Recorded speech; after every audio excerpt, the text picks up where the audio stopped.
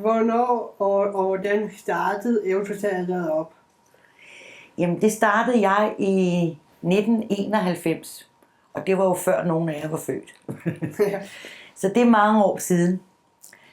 Og ja, så har vi jo lavet en masse forestillinger, og har haft dramaskole lige siden. Ja. Så det er faktisk 32 år. Fedt, mand. Mm.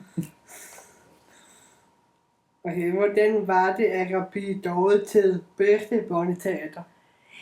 Jamen, vi har jo været så heldige, at vi faktisk, det kan du i hvert fald se, at der står 9 små statuetter deroppe, og dem har vi jo været så heldige, at vi har vundet hvert år i 9 år i træk. Så det er dejligt.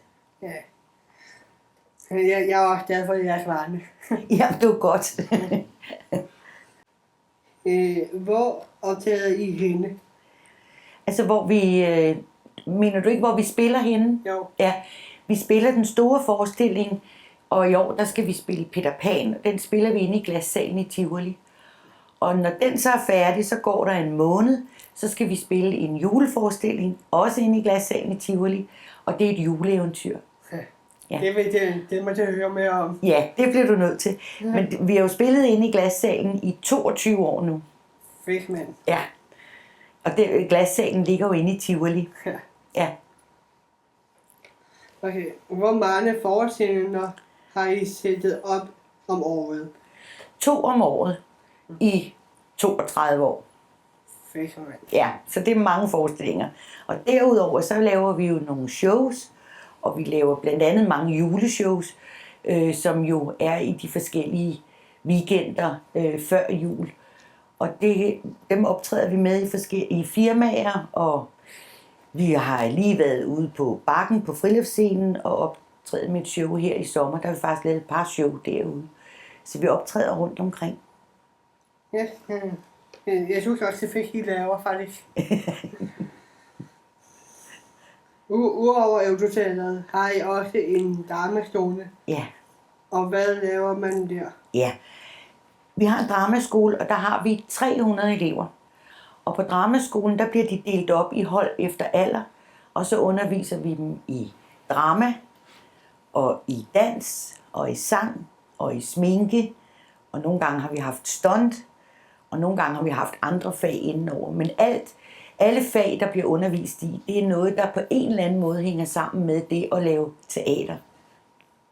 Ja, det skulle jeg mega fedt. Ja, det er det også. Og det, der er sjovt, det er, hvis man bliver undervist i drama, og i sang, og i dans for den sags skyld. Så det, man lærer, det er ikke alle, der skal være hverken musikere, eller sanger, eller dansere, eller skuespillere. Men det, man lærer, det kan man bruge på mange andre måder også. Det er det. Ja. Hvad er Eventyrbisen, og hvordan får man den? Hvordan man får Eventyrprisen? Du tænker på den pris, vi uddeler en gang om året i vores sponsorklub. Vi har nemlig en sponsorklub, der hedder Den Eventyrlige Sponsorklub. For vi får jo ikke noget tilskud fra hverken stat eller kommune. Så derfor så er vi meget glade for, at der er nogle firmaer og private mennesker, der vil støtte, at vi kan lave det, vi laver. Og så gør vi det, at en gang om året, der uddeler vi en pris til et barn, der er blevet voksen, og som måske er blevet skuespiller, eller danser, eller sanger, eller musiker. Og så får de en pris, fordi de har været med i Eventyrteatret, og nu beskæftiger sig inden for teater, eller film, eller inden for musik. Ja. Så sådan får man den. Fedt, mand. Ja. Det er faktisk også sådan, jeg har faktisk altid drømmet om at drå her. Ja. Som yngre. Ja. Men vi har jo en optagelsesprøve hvert år.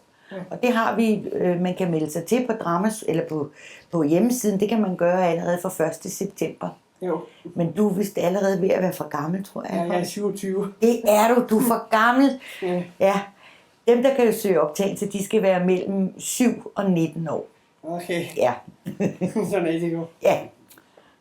Men derfor er det da godt, at du laver andre ting, at du er blevet inspireret af. Ja.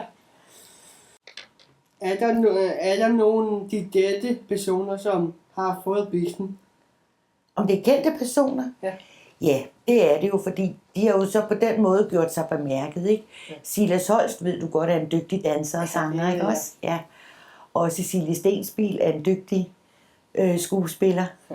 Og Amalie Dollerup kender du måske også. Det kan jeg. Jeg har Ja. set badehotellet. Og du har set Badehotellet, ja. Og Alex Høgh Andersen, som jo har spillet med i en stor film, der hedder Vikings. Ja. Og så er der Marie Dalsgaard, som også har været skuespiller på Det Kongelige Teater i mange år. Så det er rigtig mange. Og så i år var det faktisk en, der hed Julie Christiansen, som også er kendt for film. Eller hun er filmskuespiller, ikke? Ja. Ja. Jeg så hende første gang faktisk, da hun var med i Harkness sammen med Ja. Julie Salberg. Ja. Jamen det er rigtigt. Det er jo ikke kun film, det er jo også tv-serier og sådan Ja. noget, ikke? Ja. Ja. Men hun har også gået her Ja. i mange år. Ja. Det, hvilken forestillinger spilles i år? Vi skal spille Peter Pan. Vi skal ud og flyve.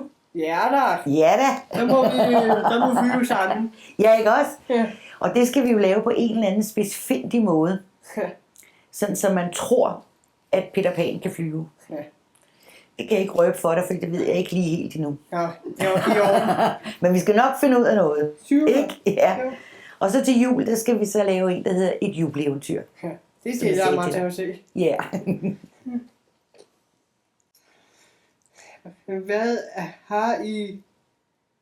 har I af baner og øster for fremtiden?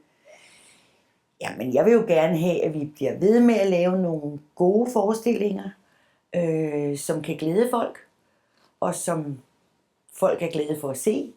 Og så at vi bliver ved med at kunne undervise en masse børn, som kan bruge den viden, de får her, til hvad de nu vil. Det er sådan set det håb, jeg har for det. Ja. Det håber jeg også, det kommer de at se for jer. Ja, det er jo godt. Tak. Og jeg er midt i, jeg vil da sige tusind tak, for at Selv. du havde lyst til at være med. Og selv tak, og tak fordi I kom på besøg i dag. Det har været Selvfølgelig. så hyggeligt. Ja, det må vi gøre nær dagen, hvis det var. Ja, det må vi i hvert fald. Så må jeg bare lige sige tusind tak, at I så med, og jeg håber, og I må gerne donere og abonnere.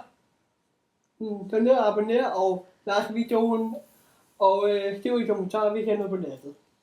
Så vil jeg bare lige sige tusind tak, at I så med, og håber, I har det godt. I love you!